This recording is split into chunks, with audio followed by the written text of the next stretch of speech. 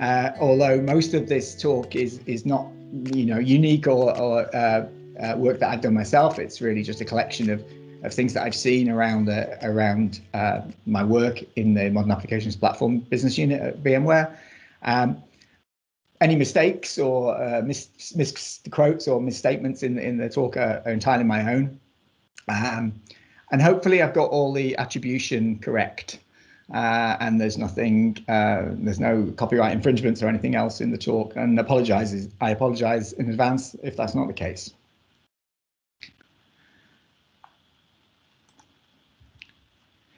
So first of all, where are we today? So I think fundamentally the situation we're in, and I don't mean by where we are today, are we all at home, which obviously most of us actually are. What I mean today is where are we in terms of the software and services that we have to provide to users in the real world. And what we've been seeing, I guess, in the last several years really is a kind of digital transformation, and it's a bit of a cliche term, I guess. Oh, sorry, I'm just checking the chat, and somebody's asked if the presentation will be available for viewing later, and absolutely will be. So that's absolutely fine. So this digital transformation is an ongoing process that's going on in the world today. People are moving, businesses are moving towards a more digitally focused world where their products and services are delivered on demand to users everywhere at the same time.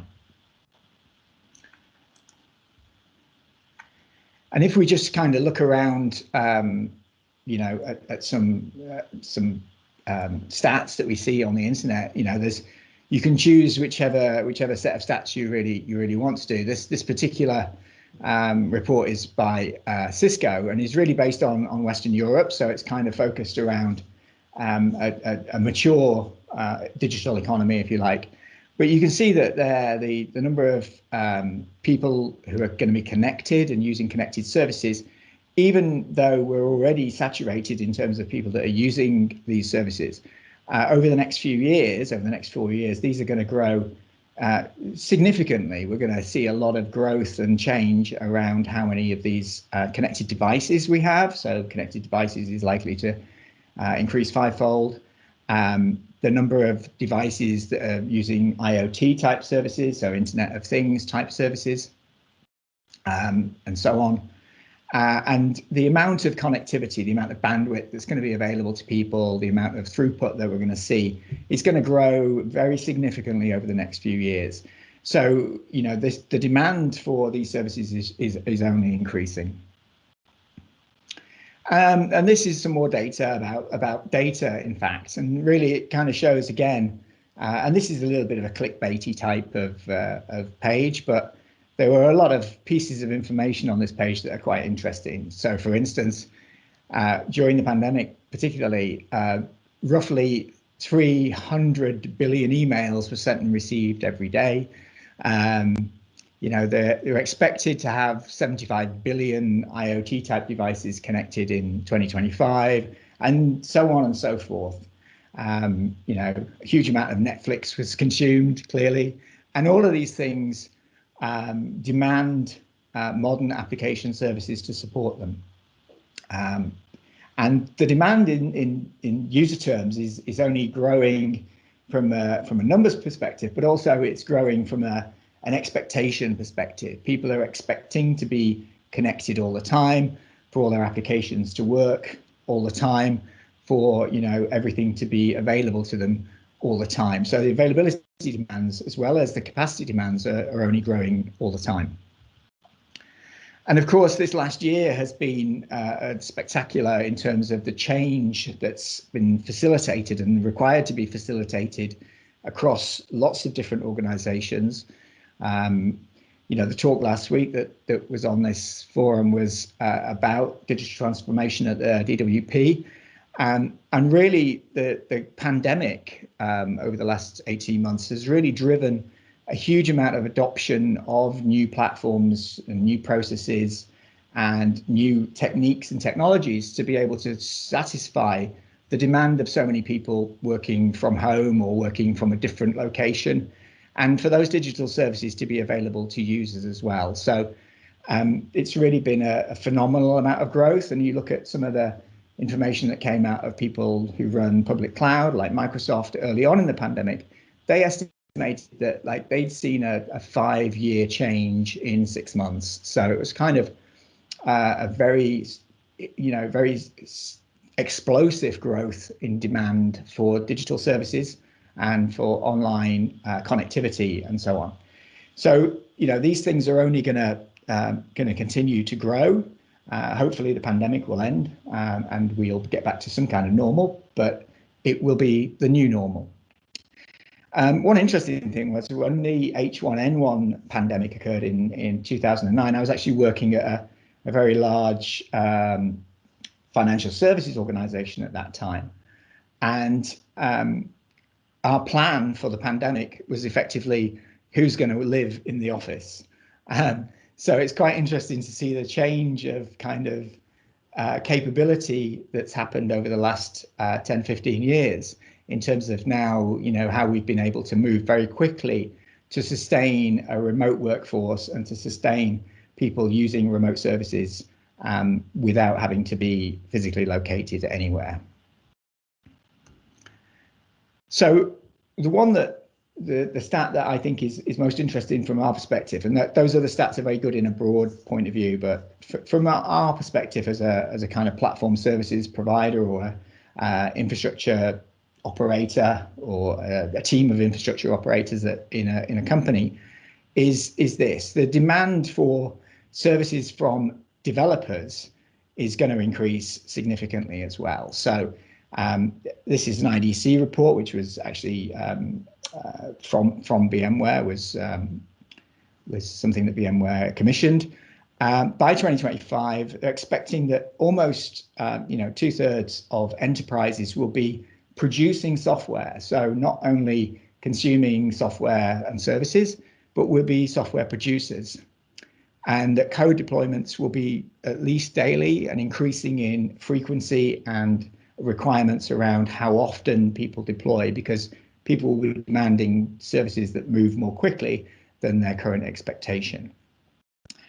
And over 90% of applications will be cloud native. And we'll talk about what cloud native means in a little while, but effectively there will be apps which are constructed in a modern kind of way. And there will be 1.6 times, so almost twice as many developers than we have today and currently. So if you think about the demands on infrastructure providers and the demands on people who are supporting operations teams and supporting applications teams at the moment, it's going to be a significant growth in the next few years, and therefore we're going to need to find a way of coping with that kind of change. The positive side of this is that we're all going to be very busy, which is always a good thing, and we're probably going to need to hire like a lot more cats to sustain the operations team that we currently have. So what then are we really discussing here? So moving on from the kind of broader perspective to something a bit more concrete and defined. What are we talking about when we say modern or cloud native applications? So the word modern is a fairly obvious, has a fairly obvious definition. It just means of or relating to the present or recent time. Yeah. So today's modern application is tomorrow's legacy, is a truism, I think. When we look at what we thought was modern 10 years ago, what we thought was modern 20 years ago in terms of application design, they're now legacy or heritage type applications. So maybe cloud native is a better way to describe these applications. And by cloud native, we don't necessarily mean it's working in the cloud, although it could be, but we mean something about the applications and the way we operate those applications by that term cloud native. And we've got a definition here, got a definition from Joe Bader, who works at VMware in the same business unit that I work in. He was one of the founders of the Kubernetes project while he was at Google. and then founded a company called Heptio, who was subsequently acquired by VMware a couple of years ago. And this definition, I think, is a very good one. So he says cloud native is structuring teams, culture, and technology to utilize automation and architectures to manage complexity and unlock velocity. So there's a fair few things in there to kind of unpack. But it's interesting that Joe and a lot of people who talk about modern applications or cloud native applications, the technology isn't the first thing that we really consider in that definition. The first thing that we consider in this definition is, in fact, the human element. So the teams of people who are operating and writing these applications, and then the culture that those people have. So how those people interact, how they work together, how they establish their norms and the way they work around these applications in order to provide these services that are so in demand from users. And then finally, of course, the technology is super important. It's critical to the way we do these things. And really, he calls out a couple of things here, which is automation, so making things work without necessarily so much human interaction, and architectures to increase and unlock velocity. So being able to move more quickly. And that's one of the demands of these kinds of applications, is that people want new services, they want new features, they want fixes. Security requires fixing very quickly, so the velocity is ever increasing. Okay, so how do we establish this type of culture in our organizations? Well, personally, I think one of the best ways to learn is kind of by example. So really looking at the way other people operate their organizations and how they've been successful. So I've called out a few things on this slide just around that. Devops, culture and practice. So Devops is a movement that started about, well, really kicked off around 2009, 2010. And at the time, a kind of seminal talk was one done by John Allsport and Paul Hammond at the Velocity Conference in 2009, which was about how they were doing 10 deployments a day at Flickr, the photo sharing company at that time. And that was quite a revolutionary idea, that somebody would be deploying code into production, several times a day. And yet now, 10 years later, that's becoming quite a norm in the organizations that we see, around us. And, some of the outliers, some of the unicorn kind of operations are deploying hundreds, if not thousands of times a day. Amazon Web Services, for example, say they deploy new code bases of some sort around every 11 seconds, 24 hours a day. So, the velocity of change that they can implement to support their users is really quite phenomenal. And there's, following on from the kind of DevOps movement, there's things around like site reliability engineering, which kind of grew out of Google, and there's a great set of resources on Google there around SRE if you're interested in establishing a team that's working in an SRE fashion. But also, not only looking at people like the FANG, Facebook, Apple, Netflix, Google, and the other one that escapes me at the moment, Amazon, of course. Not only those huge or mega organizations who are doing this at massive scale, but even your peers and similar organizations, and see what they're doing and have a look. People are much more open about sharing things these days. I think the open source movement has established that, collaboration and working together on things that we can work together is a great way of moving us all forward. There's a great book by Nicole Forsgren and Jez Humble called Accelerate, which is about the science of this kind of lean software and DevOps movement, and how to establish measurements for your teams. And that's a really great book. And there's also on my next slide, there's a great link to a resource on Google where you can test your organization. So you can kind of write queries and think about how your organization's responding, and how your organization is compared, how its behavior and its velocity is compared to other similar organizations. And it's important, I think, to have an experimental attitude as well. I mean, clearly we can't experiment with critical services and things in production, but by experimenting in development and test, we can really find new ways to establish these kinds of services and really develop our organizations in the right direction. So it's good to have that kind of experimental attitude towards these things.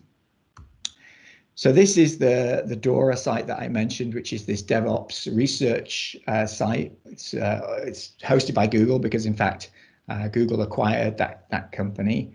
And it's an incredibly useful resource if you're working in a DevOps environment and you want to kind of look at stats, establish some measurements for yourself and so on. It's a really useful resource, and I highly recommend using that and reading the book by Nicole Fosgren as well, which is an excellent piece of work.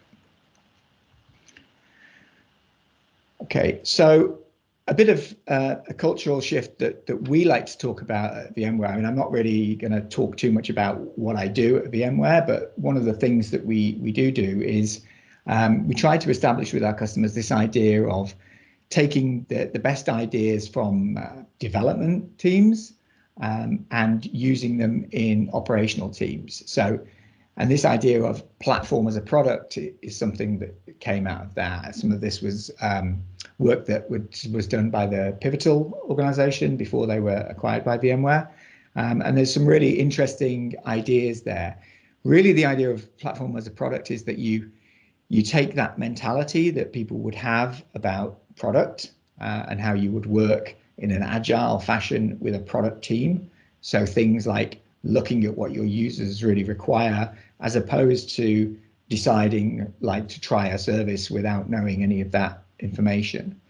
So it's really establishing the norms and patterns that you have around that, using agile methodologies that come out of the development kind of side of the house, if you like, and applying those in the production of platforms and working with infrastructure. So that's also a really interesting thing to look at, I think. So I'm just going to take a breath and ask if there was any questions or anything in the chat. I think looking at it, I don't think there's anything particular at the moment. Okay, cool. So, okay, cool.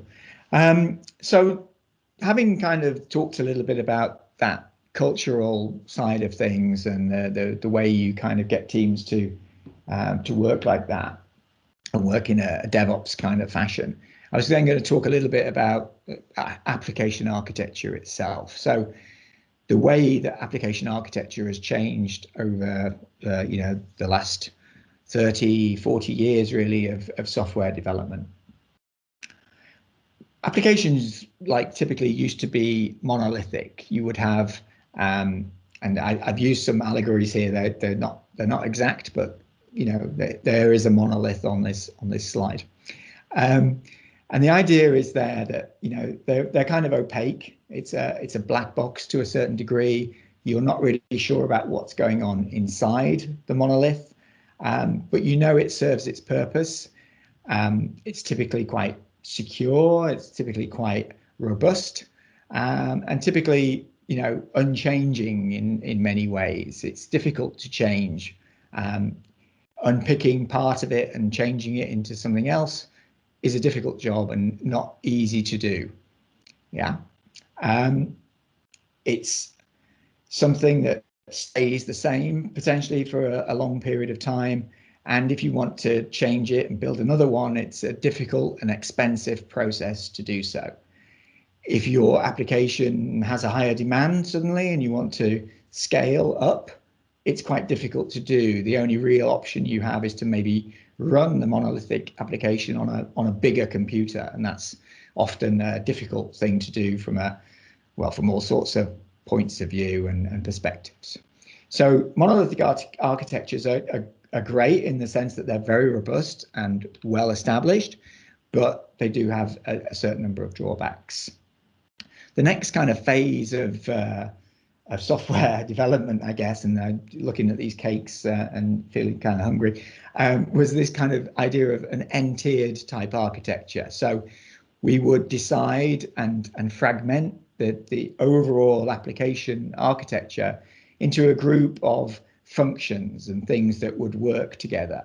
So typically the n-tier application stack would look like a database where data obviously was stored, often highly monolithic in and of itself, and then a middleware layer which might handle some application type functions, some transform of the data, some presentation layer of the data, some messaging services, some data moving services, and so on. So these services would live in a middle layer, typically called middleware, in fact, and provide those services. And then there would be a front end type layer where people, application users, would access those applications.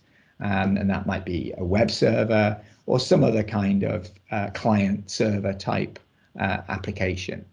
And that interior application stack, that kind of model and method, served us very well. There was a lot of middleware available. The advantage of that kind of middleware is that it's changeable. You can work on it a little bit more dynamically and with a little bit higher velocity than you can make changes to a monolithic application.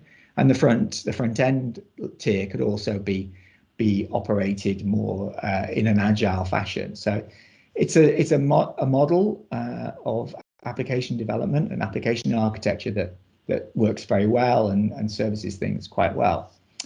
But we've moved on, if you like, now to a model of microservices where we decompose each of those functions in the stack into much smaller pieces of software functionality.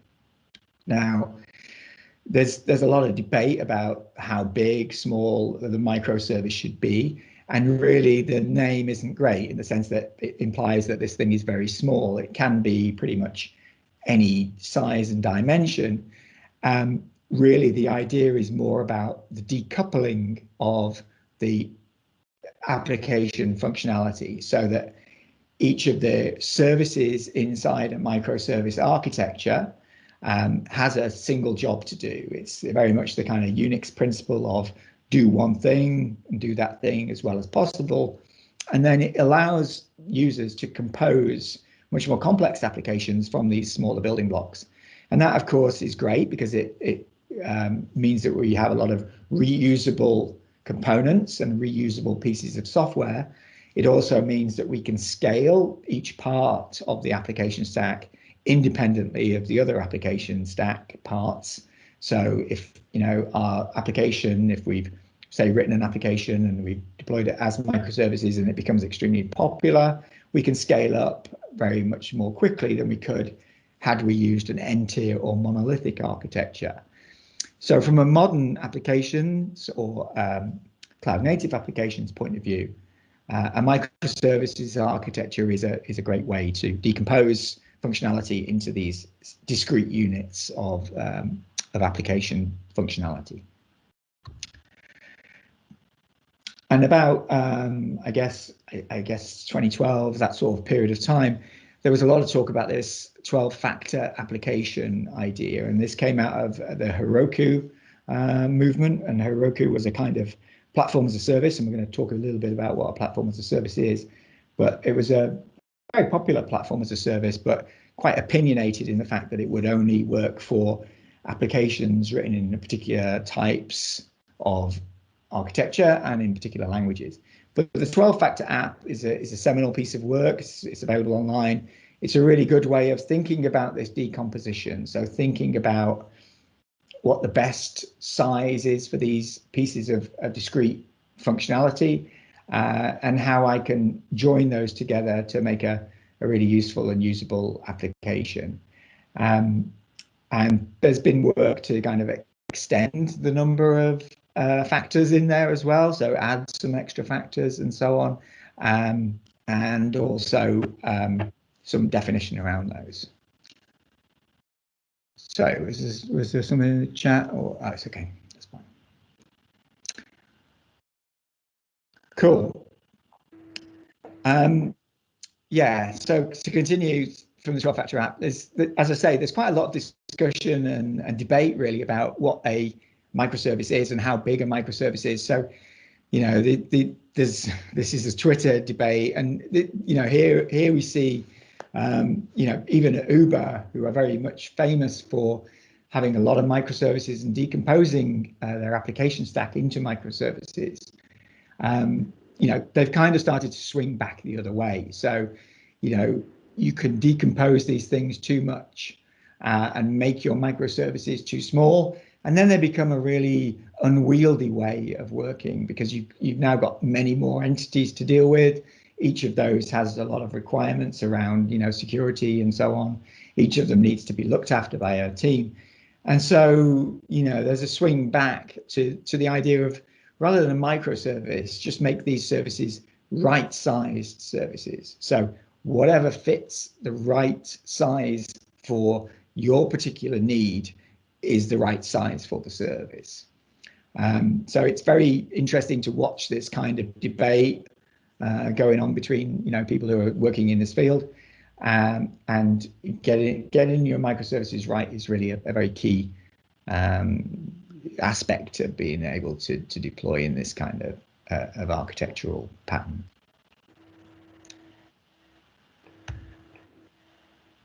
Okay, so we talked a little bit then about, or I talked rather than we talked, but I talked about some of the application patterns a little bit there, not in great depth. My background is not really as an application programmer, but more about operational stuff. So there's a question there from Anthony. It says, would a VM be seen as a microservice or a macro service? Which is a great question, actually.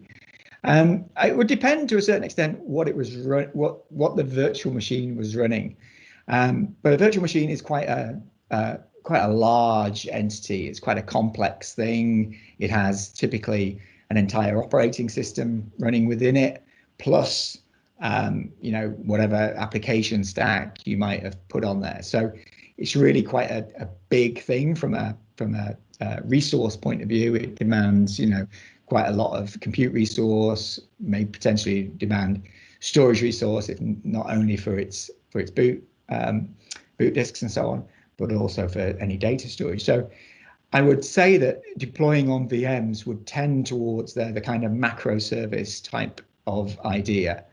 But we'll talk a little bit more about that as we go through some of the platform stuff. I think I was going to say something about that. It slipped my mind. Not to worry, I'm sure it'll come back. Does that answer your question, Anthony? Hopefully, at least it gives you a bit of a hint. Okay.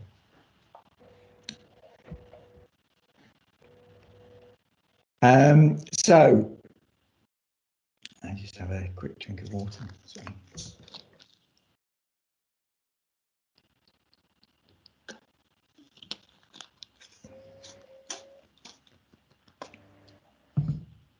So if we kind of move on then from the application architecture bit. Oh yeah, that was what I was going to say about microservices, which I think is an interesting idea as well, is that they tend to kind of support Conway's law to a certain degree, and Conway's law says that your application architecture is going to be a mirror of your organization's architecture as well. So the way your organization works will often kind of be mirrored in your application architecture. And sometimes I've seen in organizations microservices used almost as a way to separate people and teams from organizational problems, in the sense that if I'm a development team and I've got a need to have some functionality, if I create a microservice that does that function, I can then own that and operate that myself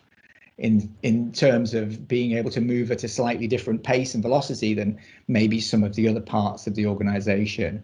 And while that can be a good thing in the sense that it lends that team velocity and it helps them to move more quickly, organizationally it can mean a bit of a disjoint, and maybe that's not the best architecture, but it's being used as a kind of way to work around structural problems in an organization. So I think that's just, it's one of those pitfalls to be aware of when you're thinking about, when you look at an architecture and think, right, why are these microservices designed like this? Sometimes you have to think, well, maybe it's because the organization is structured like this, rather than it being the best structure for the application itself. Cool. So yeah, so sorry, I was going to then move on a little bit from application side things to more about the platform. So the platform that supports these applications. So think about what a modern application platform would look like. It would be a collection of services that support these application architectures, so microservice type applications and so on. Could be public cloud infrastructure as a service. So I could be saying, well, I'm going to consume some some infrastructure from one of the public cloud providers and then deploy my applications on top of that. And I could regard that as my platform. Or it could be an on-premises private cloud. It could be a cloud built on VMware technology or OpenStack or one of the other technologies, or just on machines and operating systems, and that's operated on premises as a private cloud. So my consumers would work as though this were a cloud, in the sense that they would have some kind of portal or access to that on-premises cloud provider. Or it could be something that's a much more traditional or opinionated platform as a service. So I mentioned Heroku, and that was one.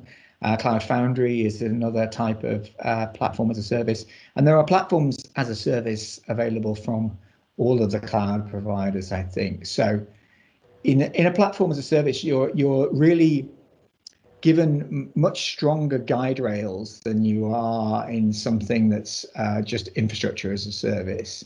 You're expected to produce artifacts in a particular way. So those artifacts might be, Java archives or something like that, which you then deploy onto a platform that's also quite opinionated and can't run anything else other than those kinds of artifacts. Now this can work really well, but there are, again, some pitfalls to using something that's so opinionated, and you just need to be cautious and careful about what you choose to do when you look at those kinds of platforms as a service.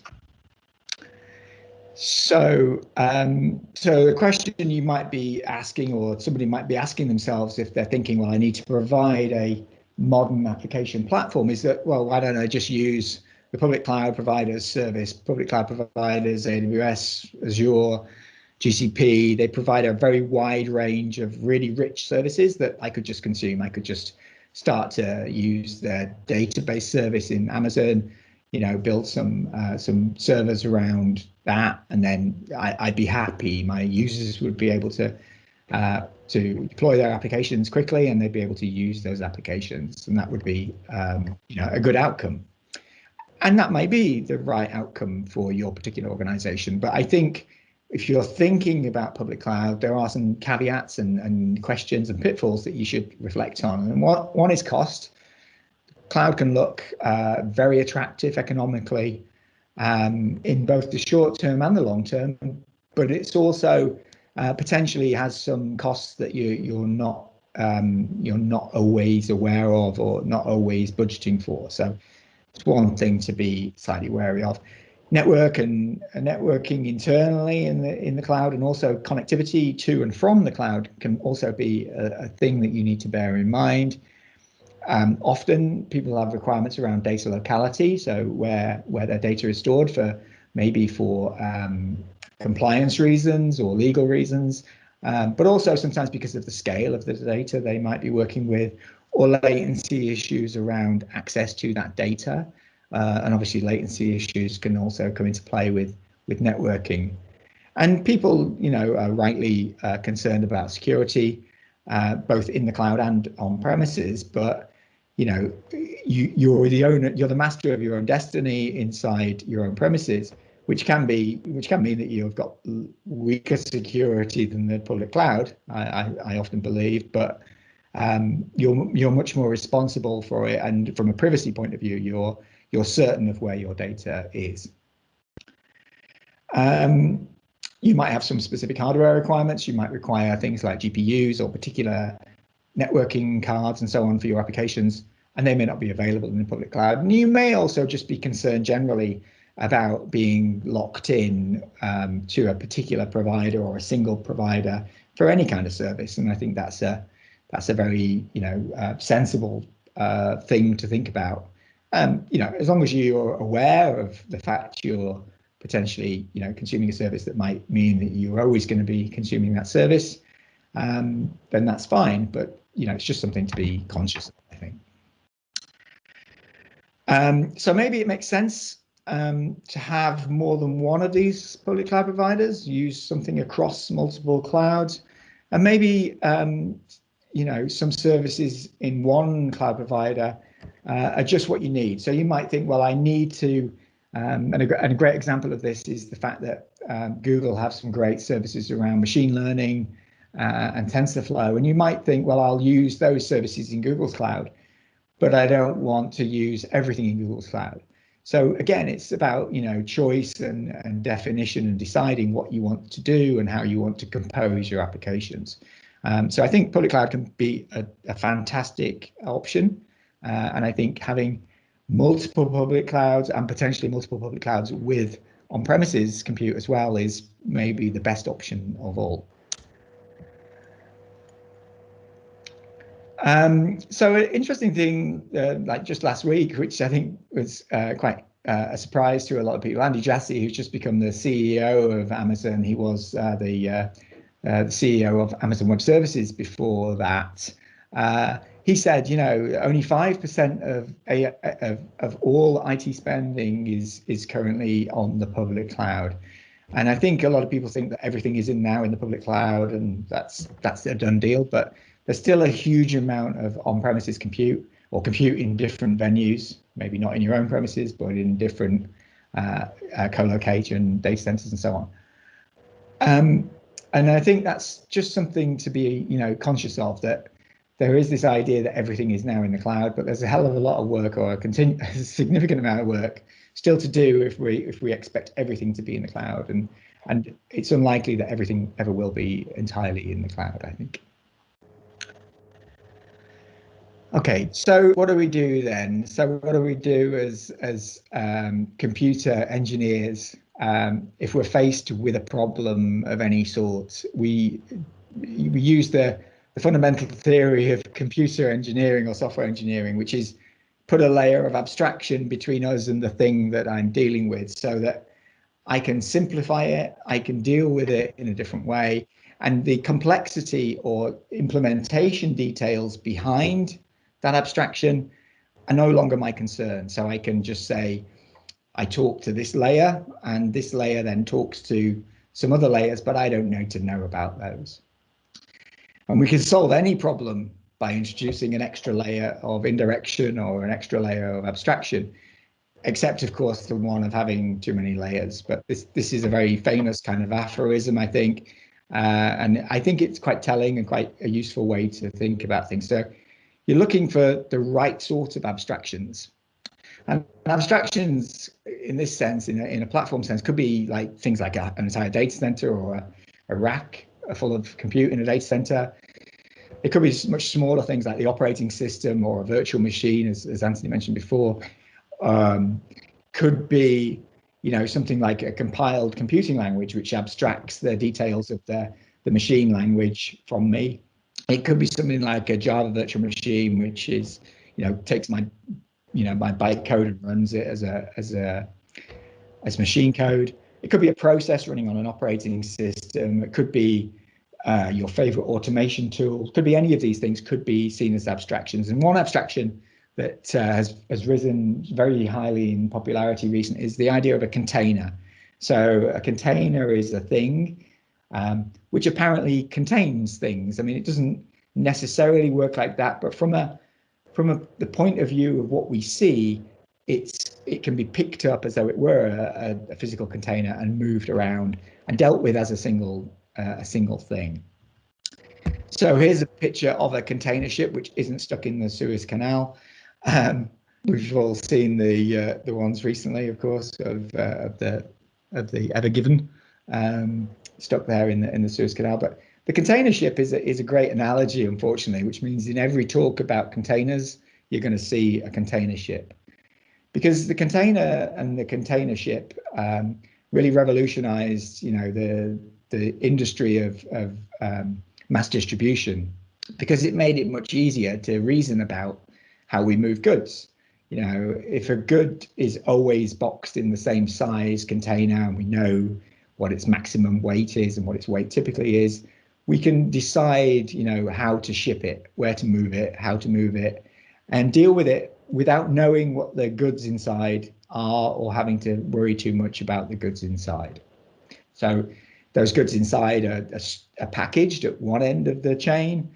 The things inside them are then opaque and not visible to the people who deal with that all the way down the line until the end where it's unpacked. So it's a good analogy for compute, and that's why the name containers, I guess, is kind of used for these abstractions of compute and these abstractions of process that we call containers. And specifically, if we're talking about Linux containers, they're not a new idea. They've been around for a while. A lot of the work in the Linux kernel was actually done by Google. Google were very early adopters of containers and container technology. But there were other very similar ideas. BSD had this idea of jails. Solaris had this idea of zones.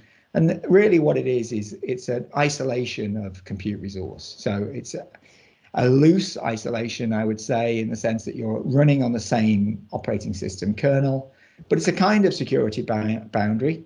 And I take care there because we need to be conscious of the fact of how hard that boundary is and how robust it is. But it is a kind of security boundary and an isolation boundary for compute.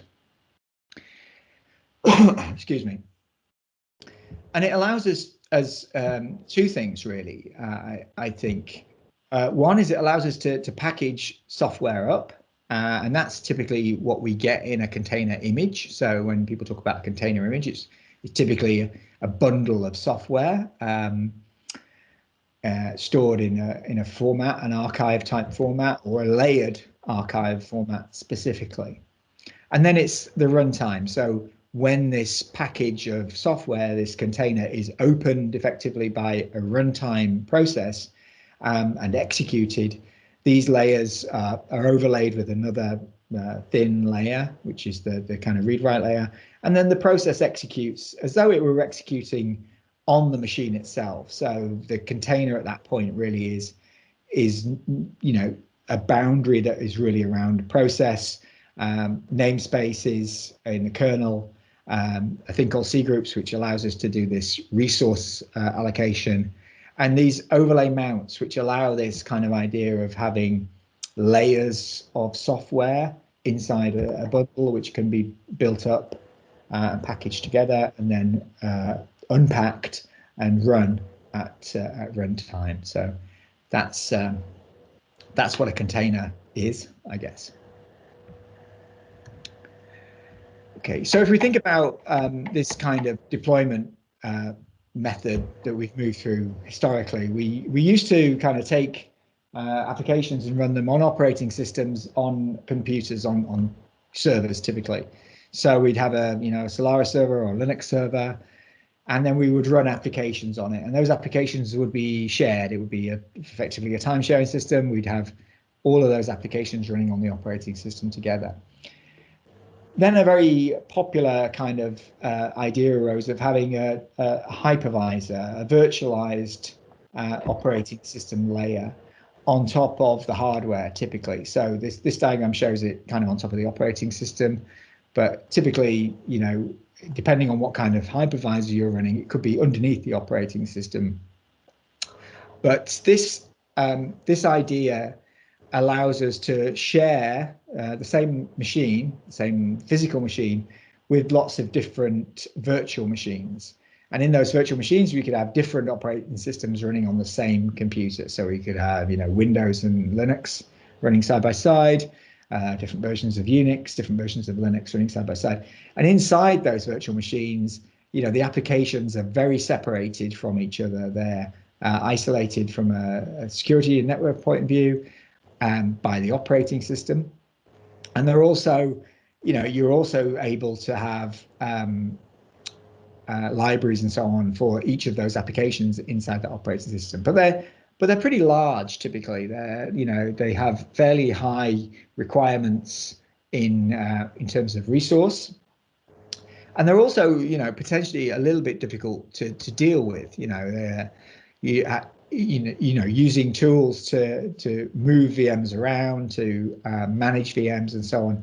While there's some great tools around, and certainly the organization I work for has many great tools around that, they can be a little bit, I guess they can tend towards the macro, to use Anthony's analogy from earlier. They can tend towards the macro service kind of idea, and be maybe a little bit resource intensive for some of these more modern application type architectures. So the container then is as we see on the right. The operating system now is shared across all of the different containers. So it's the same operating system kernel. And then there's a layer of container runtime. So there are different container runtimes available depending on what you need. But inside each container, I can have separate libraries. So I can have different versions of libraries and so on for my applications. And then my application code is isolated inside this container. So this is the kind of progression, this is the kind of evolution of how this has come about. And containers are a great way to think about application bundling and moving applications around and composing these services together into useful applications. Okay. So we talked about abstractions, and here's a picture of Goldilocks and the three bears, because I want to kind of use the analogy of Goldilocks for what we think of as the Goldilocks abstraction. So in terms of what happens in the story of Goldilocks and the three bears, of course, is that she's her porridge is either too hot, too cold, or just right. And the idea is that the Goldilocks abstraction is the one that's just right. So it has the right amount of abstraction. It means that I'm detached from the underlying details and implementation details of what's going on, but it's not so opinionated. It's not too tight an abstraction that I can't use it more generally, So the Goldilocks abstraction from the point of view of containers and container orchestration, we think, the organization I work at, and I think personally, is this thing called Kubernetes. So this definition of Kubernetes is straight from the Kubernetes website. It's a portable, extensible, open source platform for managing containerized workloads and services. So that's what Kubernetes is. And Kubernetes kind of came out of a lot of history and evolution at Google around, came out about 2014, I guess 2014, 2015. But it was based on, many years of similar experience at Google, at this kind of scale that Google operate at. So it's even when it was new, it was relatively robust and well established. And over the last 5 years, it's grown hugely in adoption and also in terms of robustness and usability, I think. So I would say it's a very good platform to adopt as part of a modern applications platform. It's also, and this Google laptop sticker reminds us, it's also Greek for helmsman. So the idea of it being the helmsman is this idea of it being the captain of the ship, the person that moves the ship around. So if you think about it from the container ship analogy, here we are with all our containers on the ship, and we have a helmsman who is responsible for those containers, and Kubernetes is that helmsman. It's also quite interestingly that the word Kubernetes is also the root of the word cybernetics, and also the word governor in English. So you can see the thread of kind of control system that the word in Greek kind of implies. And this is what Kubernetes looks like architecturally. So there is an idea of a control plane, which is a group of services running on multiple hosts. And they provide the core services which allow the Kubernetes cluster to operate. And typically there are 4 services running on there. Sometimes there's that 5th Google cloud controller manager at the top here. But typically there is these 4 services. So the API is the kind of central focus of the system. It's where all the communication takes place. We have a thing called a controller manager, which looks after other controllers. We have this scheduler piece down here, and we have this etcd data store over here. So the API is the one that deals with everything, and it farms out storage of key value information, the state of the cluster to etcd. It asks the scheduler to schedule workload across the cluster, and the cluster manager up here, the cluster controller manager rather, looks after other controllers, and we'll talk about what a controller is a little bit in a sec. And then we have compute nodes, which run a thing called a kubelet, and on that, on those compute nodes, we actually run the containers in these things called pods, which are an aggregation of containers, where we can loosely couple more containers together, and they run on these nodes to provide the services that we actually want the users to use. Okay. So why is it that Kubernetes has been so successful? It wasn't the only one of these kind of ideas of container orchestrators. Around the time that it appeared and was open sourced by Google, it wasn't the only game in town. So why has it become so successful? Well, part of the reason obviously is that it's open source, but that wasn't unique to Kubernetes.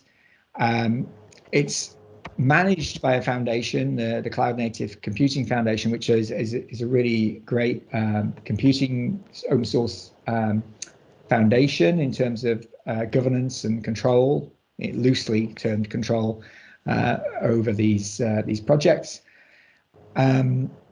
It has a very clear set of goals and non-goals, which are detailed on their website, the Kubernetes.io website, which means that it has, doesn't has too much sprawl. It kind of focuses on what it does, which is container orchestration, but it doesn't do a lot of other things. And this means that you don't necessarily have problems around, the size and scale of its adoption. It's much easier to get started, I think, than if it were a much more complex, although people do complain that it's very complex system.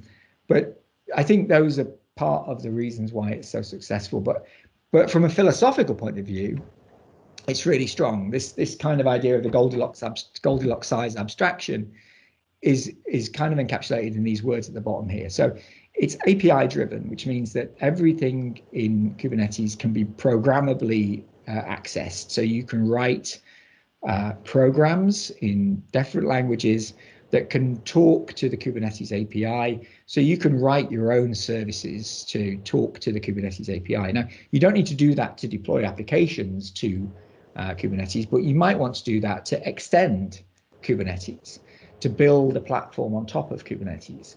And that's the extensibility, the aspect of Kubernetes, and that makes it extremely powerful and flexible. You can really write whatever we need to build on top of that API.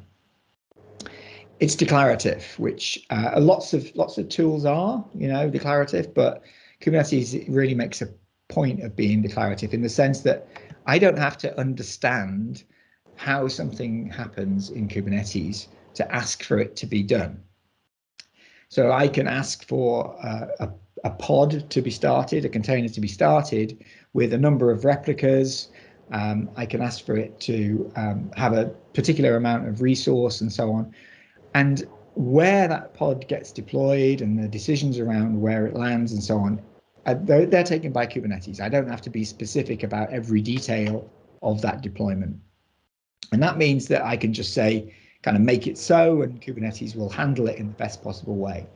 And that then means as well that because I've declared that state, that Kubernetes will continue to maintain that state, which means that it's kind of self-healing and will continue to deploy the number of replicas I want, will continue to make sure that my service is running, will continue to scale up and down as it needs to service what I've asked it to do, without me having to make further requests and settings once I've asked for the state to be as is. So this idea of desired state and current state, and this kind of constant move from current state to desired state, is a really powerful concept, and that's what we mean by declarative.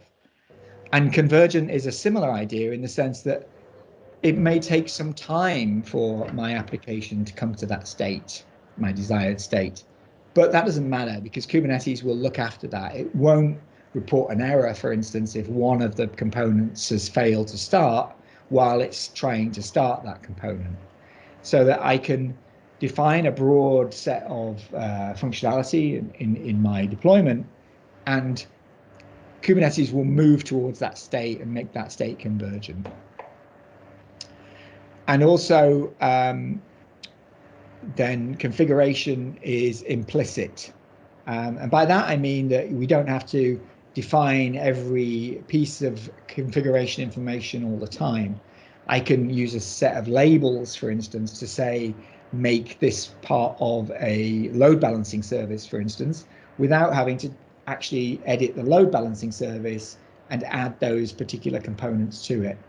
So again, it's the same kind of concept as declaration or convergence, but it just means that I don't have to be concerned constantly about changing config in components that aren't necessarily owned by me, which means that from a microservices point of view and from a deployment of complex services point of view, I don't have to be concerned about everything else that's going on. I can just be concerned about my own particular deployment. Sorry, there's a bit of noise. I don't know if could you go on mute?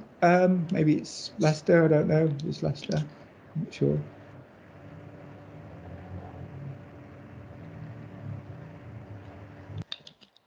Thanks. Was it Darren? I'm not sure. Not sure who it was, but that's fine. Thank you. Thank you for that. Cool. Okay. So just conscious, nobody's got any particular burning questions or anything. Sorry if I'm rambling on a bit. I'll try and speed up a bit. Get a bit talkative.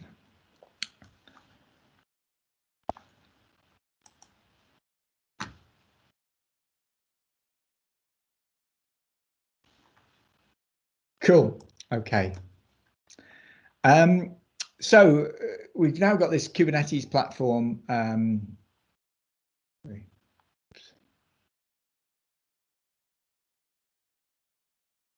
Okay, so we've now got this Kubernetes platform, and we could run this potentially in all of these different venues. We could run it on public cloud infrastructure, or we could run it on our own premises. So we could run it in AWS, Azure, or Google using their infrastructure as a service type products. We can run it on premises on a, just bring our own Kubernetes directly from the upstream code, or we could use a supported distribution from one of our favorite vendors, or we could run it on bare metal or on virtual machines, or on your favorite type of virtualization. So it's really flexible in that sense. And there are smaller and specialized cloud providers as well that we might want to take advantage. Again, we might have a particular need for types of hardware or particular need for particular types of service that are available in kind of niche cloud providers.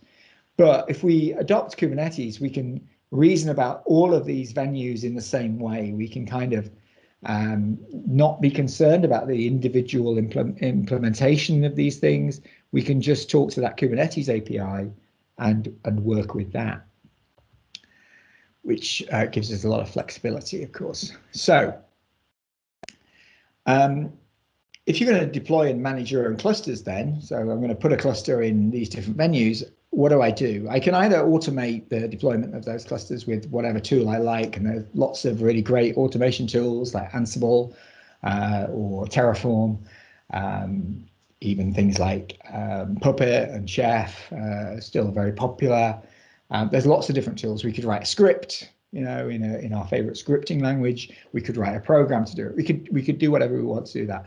Or because Kubernetes is extensible, we can actually use Kubernetes to deploy Kubernetes, which is an interesting kind of concept.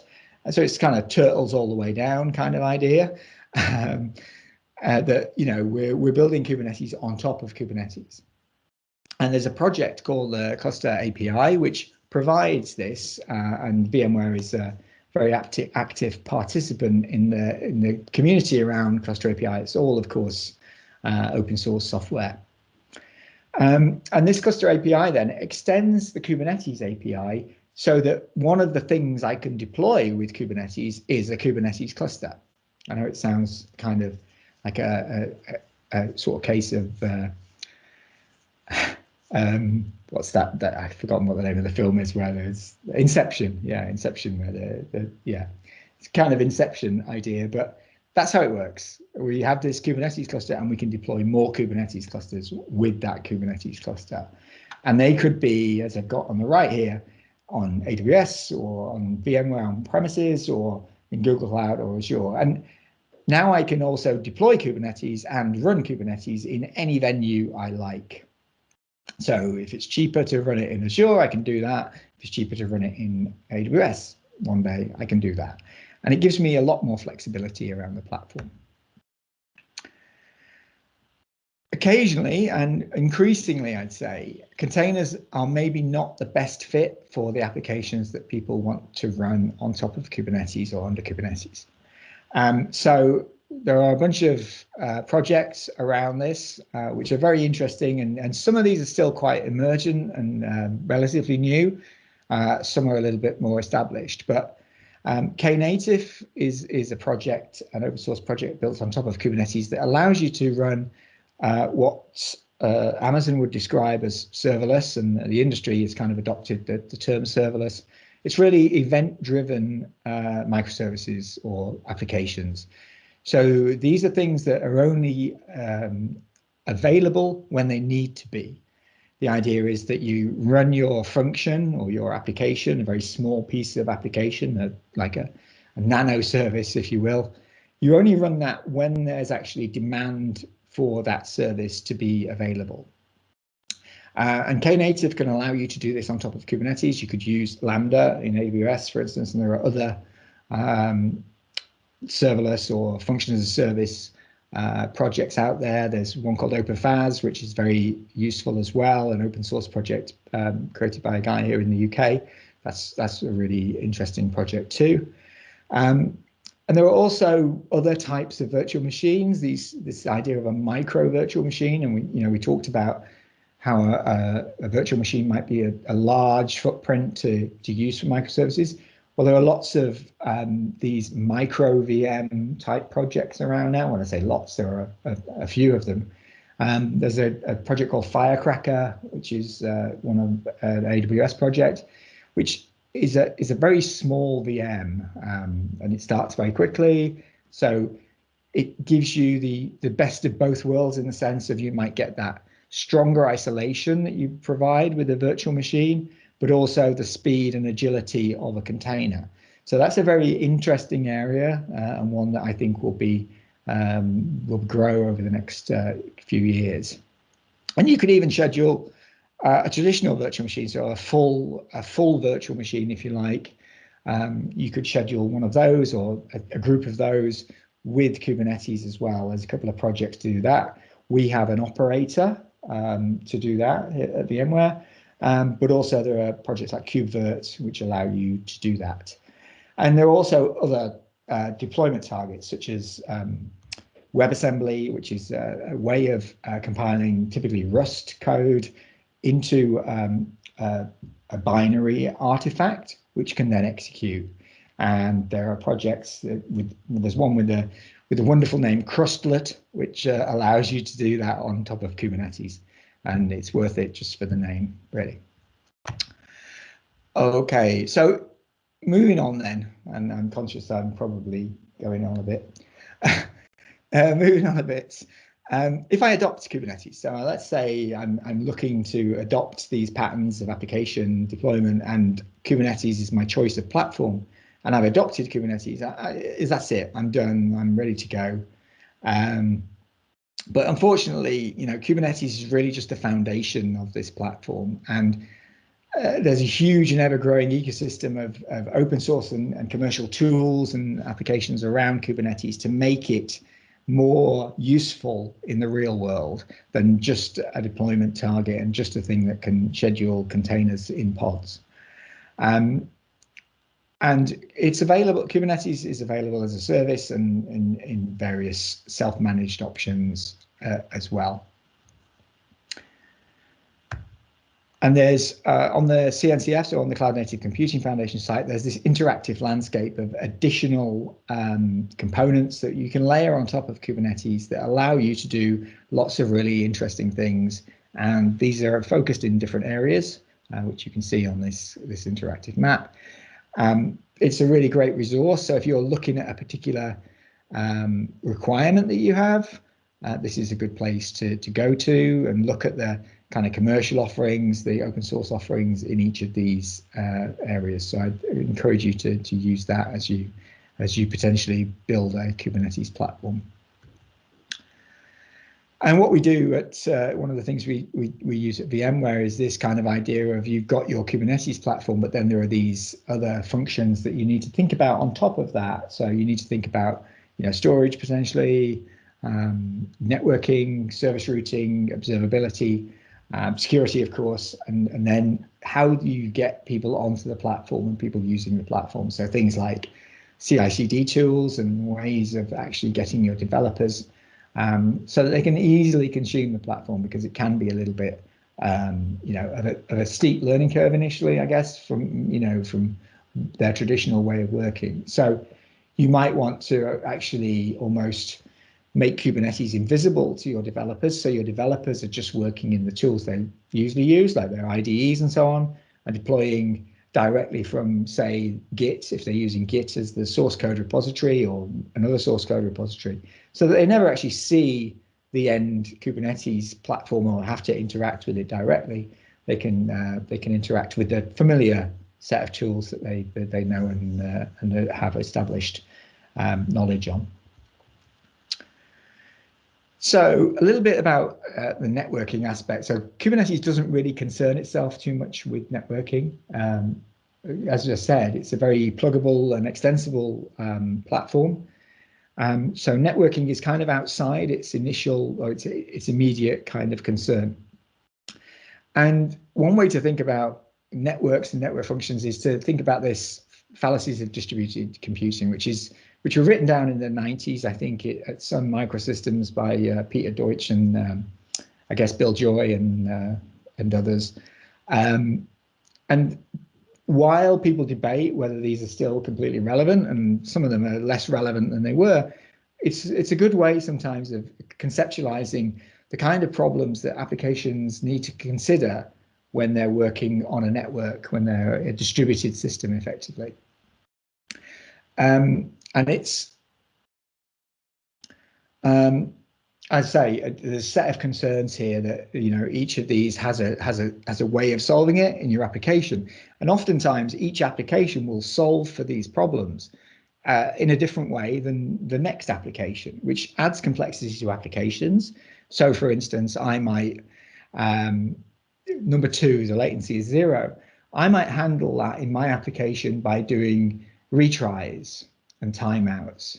But if I implement retries and timeouts in my application, and the team next to me is also writing an application and they also have to implement retries and timeouts, there's duplication of work and duplication of complexity, duplication of security risks, and all of those things.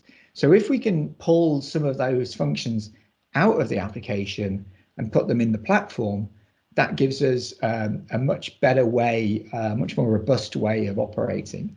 And one way to do that is to use a thing called a service mesh. And this is an example of a service mesh. It's Istio, but there are plenty of other service meshes available. And it's quite a simple concept with a lot of subtlety and complexity in its implementation.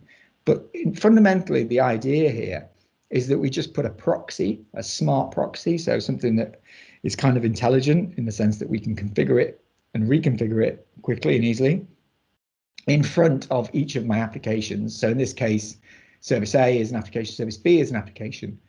And I put a proxy, a smart proxy, in front of each of those applications. And Kubernetes gives us a great way of doing this with an idea called a sidecar in a pod. Once that proxy is in place, I can configure that proxy and reconfigure that proxy depending on what my requirements are. The application owner of service A and service B doesn't have to be concerned about those network functions anymore. So they might be things like retries, or they might be things like security around transport layer security, so SSL, that could be implemented in my proxy. I might have things like bulkheads, or I might have things like what are they called? Sorry, it's escaped me. Doesn't matter. I can put these in the proxy and take them out of my application. So my application becomes simpler and thinner, and my proxy is smarter and more configurable. And then there's a control plane layer, in this case Istio at the bottom here, which provides those services to me. So as an API, again, I can contact the Istio API and configure my proxies across my service mesh, or service mesh, or mess is the required term. Cool. So what could possibly go wrong in all of this? So this great quote by Leslie Lamport, I think, sums it up. A distributed system is one in which the failure of a computer you didn't even know existed can render your own computer useless or unusable. And that's true in distributed systems. We have a lot of complexity, and it feels sometimes like a bit like a house of cards, and one card is removed and the whole thing collapses. So we have this concept now, a kind of modern way of thinking about the way we look at systems around observability. And there's some great work being done by a company called Honeycomb in the US, who are doing a lot of work on observability. And there's an individual called Charity Majors who's worth following. She's got some amazingly insightful information about observability and what it is. But it does kind of, I've tried to encapsulate it a bit here. Traditional monitoring is unlikely to be good enough for this kind of distributed system. You need to find the right signs and signals to be able to look after your system, to be able to observe its state while it's running and understand what's going on. You probably need multiple tools. It's not necessarily something that can be easily solved by one tool. There are lots and lots of tools in this space. There are open source tools like Prometheus and Grafana, which are amazingly useful. Prometheus came out of SoundCloud originally, and Grafana is owned by Grafana Labs, and they're open source and they're really great projects, and they have really great products too. And increasingly, you're starting to see adoption of Ebpf. So this is a kernel level feature in the Linux kernel, which really allows us to see inside the kernel and indeed control what's going on inside the kernel in some cases. But from an observability point of view, Ebpf is a really powerful tool or feature in the kernel, and that's available now. And really, as I was saying earlier, I think you need to learn from what other people are doing and what other people see. And there's lots and lots of these kinds of outage reports and root cause analysis reports these days, which are fascinating and also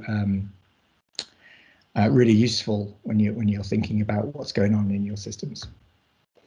And there's this one which is specific to Kubernetes, which is great. So I'm sure you're feeling like this poor little dog here and thinking, are we finished yet? Are we there yet? Are we there yet? Not quite. The one other big thing that I've not really covered at all is security. And fundamentally, I think security should be approached in a continuous fashion. So continuous integration of security is absolutely key in these kinds of systems. And adopting what is popularly called a DevSec approach, DevSecOps approach now is one way to do that. And that CNCF landscape that we discussed earlier has a lot of great projects and companies that are in this kind of security space. So I'd encourage you to kind of focus there and see what you need and find the right tools there. So in summary, then, you'll be glad to know, learn from the broad community, get involved with the broad community if you can. All of these things that I talked about, or the vast majority of these things that I talked about are open source software. They all have a vibrant community that's often extremely welcoming and has a low barrier to entry and is crying out for people to get involved and help with these things. And it's a great way to further your career and get involved with these projects. I would say, and my organization would say, and lots of other people would say, that adopting Kubernetes is a good base platform, and then adopt good practices that you can learn from that community and see what other people are doing, and adopt this product mindset for your platform. So treat your platform as a product, as though it were in itself an application that has users, and those users have requirements and demands. So don't think about it as something that lives in isolation, but is a living thing. It's mostly about culture. The technology is always going to change. So we're calling these modern applications, and we're calling this a modern application platform. But were I to come back in 10 years, hopefully we'll be talking about something slightly different, I imagine. But the culture, as long as that culture is solid, is something that will serve you well, whatever that technology might be. And with that, I've got 3 little plugs. So one is our Tanzu site. So Tanzu is our kind of overarching brand for the VMware Kubernetes products. This book, Production Kubernetes, which you can download from the site above, was written by some of my colleagues in my wider team here at VMware, and we're hiring as well. So if people are interested in a career at VMware, or you people who are interested in a career in IT at VMware, then I encourage them to look at that site and apply for a career here. And that's it. Thanks very much for your attention. Sorry, I probably overran somewhat. I tend to do that. But hopefully you found that useful.